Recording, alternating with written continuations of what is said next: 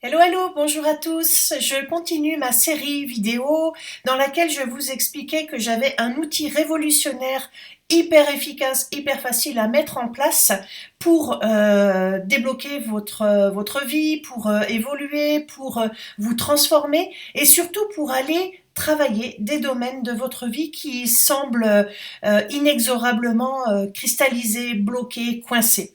Même si vous avez l'impression que vous faites un grand travail sur vous, que vous faites peut-être des soins énergétiques, vous êtes accompagné par un coach ou un thérapeute, ou peut-être que vous faites un travail en profondeur sur vos croyances, mais vous sentez que à certains endroits, ça ne veut pas se débloquer. C'est ce que je vous expliquais dans les précédentes vidéos, notamment je vous parlais de mon histoire à moi. Je suis Agnès Dumanger, je suis formatrice en Feng Shui. Je me suis formée en 2001 auprès de Madame Liliane Tu en Malaisie. Je suis l'auteur du livre Vivre votre Feng Shui au quotidien et je suis la créatrice de nombreux programmes sur ce sujet. Et vous l'aurez compris, le Feng Shui, c'est mon sujet de prédilection. Je vous ai expliqué également dans une des précédentes vidéos pourquoi parfois le Feng Shui que vous avez mis en place et que j'ai mis en place ne veut pas débloquer ces fichues situations. Alors je vous explique un petit peu plus en profondeur et je vous explique aussi pourquoi cet outil que je vous propose, qui est le Feng Shui miroir, il va agir à contre-pied de ces blocages. Alors le Feng Shui, c'est quoi? Le Feng Shui classique, on a donc notre habitat, on a un plan, on sectorise le plan en différentes zones qui représentent les différents domaines de votre vie. Donc si vous connaissez un petit peu le Feng Shui, c'est le domaine de la famille, de la santé, du travail, des finances, de l'amour, de la confiance en soi, etc. Et le Feng Shui classique, il vous dit quoi mettre dans ces zones-là pour débloquer les domaines, pour avancer, pour donner du peps au domaine de vos vies de manière cohérente. Sauf que si vous placez quelque chose dans un domaine, dans un secteur qui a encore des blocages inconscients, je vais vous donner un exemple, hein, vous allez bien mieux comprendre comme ça, eh bien ça ne fonctionnera pas. Je vous donne un exemple. Alors moi j'aime beaucoup prendre l'exemple de la zone amour parce que c'est quelque chose qu'on comprend très facilement, notamment en Feng Shui. Donc votre zone amour, elle se situe dans le secteur sud-ouest de votre habitat. Si vous avez plusieurs étages, c'est à tous les sud-ouest de chaque étage. Au sud-ouest de chaque étage, pardon. Et dans cette zone sud-ouest, le Feng Shui va vous dire que vous pouvez mettre des couleurs dites terre, donc des couleurs assez douces, un petit peu romantiques, ou alors des couleurs un petit peu plus vives, comme les couleurs feu, comme le rouge, le fuchsia, le framboise, etc., pour donner un petit peu de peps et de dynamisme. Donc ça, c'est la chose. Et puis, on vous dit aussi de mettre des images en lien avec l'amour, de ce que vous avez envie de vivre, particulièrement du romantisme, de la passion, de la complicité, etc.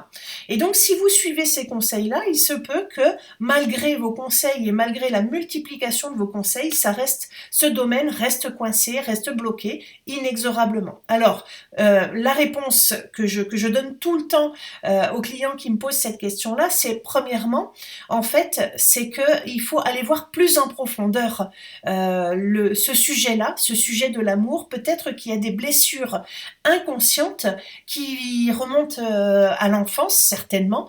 Alors moi, je suis pas thérapeute, donc je vais pas aller chercher ces blessures-là, mais par contre, ce que je sais, c'est que ces blessures, une fois quand elles sont cristallisées et bien cristallisées, et que l'inconscient a engrammé le fait que c'était dangereux, par exemple, d'aimer, eh bien, il ne vous laissera pas passer malgré toutes les jolies statuettes que vous mettrez. Et en fait, c'est exactement le même truc, la même problématique que de mettre un pansement sur un bras cassé. C'est-à-dire que vous mettez un pansement, vous désinfectez bien, sauf que si le bras cassé, il est cassé, il faut aller le réparer en profondeur.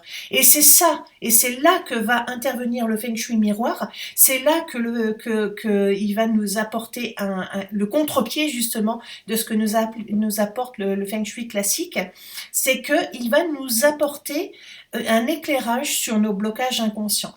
En apprenant à dialoguer avec l'habitat, avec votre habitat, en apprenant à lire votre habitat et à faire un échange avec lui, vous allez vous regarder dans votre habitat.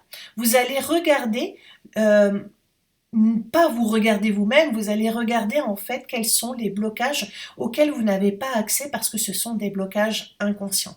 C'est un petit peu le même système que si vous avez, je sais pas, par exemple quelque chose sur le front et si personne ne vous le dit, sachant que les autres, les relations que l'on vit, notre vie, notre métier, notre environnement, le pays où l'on vit, tout est miroir de ce que l'on est à l'intérieur, en tout cas c'est ma conception.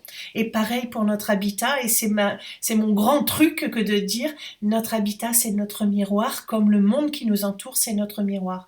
Et si personne en face de vous dit, ah, mais t'as une petite tache là, t'as un petit truc, tiens, tu peux te nettoyer, et ben vous pouvez passer votre journée, voire plusieurs journées si vous touchez pas la tache et que vous l'enlevez pas, et ben vous pouvez passer plusieurs journées avec cette tache sur le front parce que vous ne la verrez pas. Et bien votre habitat c'est la même chose. Votre habitat, il va vous dire, tiens, là, il y a un petit truc là. Sauf que, évidemment, ça sera pas une tache sur le front. Ça sera peut-être, ouais, t'as peut-être une peur inconsciente d'être rejeté ou d'être maltraité, alors que vous rendriez pas compte au niveau amoureux, par exemple, que vous avez cette croyance-là.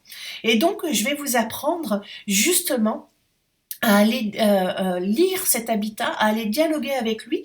Il va vous donner des pistes pour aller débloquer. Et le fait d'aller prendre conscience de ces croyances, d'aller les soigner, d'aller les guérir, d'aller les traiter correctement, après, vous allez pouvoir justement, en plaçant votre fameuse statuette ou votre image de couple, par exemple, et bien là, vous allez pouvoir avoir de super résultats puisque vous serez allé traiter la problématique en profondeur.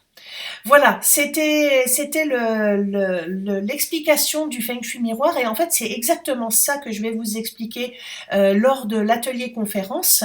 Non seulement je vais vous l'expliquer, mais en plus je vais essayer de faire quelque chose, c'est pas que je vais essayer, c'est que je sais que je vais réussir, je vais faire un atelier conférence, ça veut dire qu'on va faire de la pratique.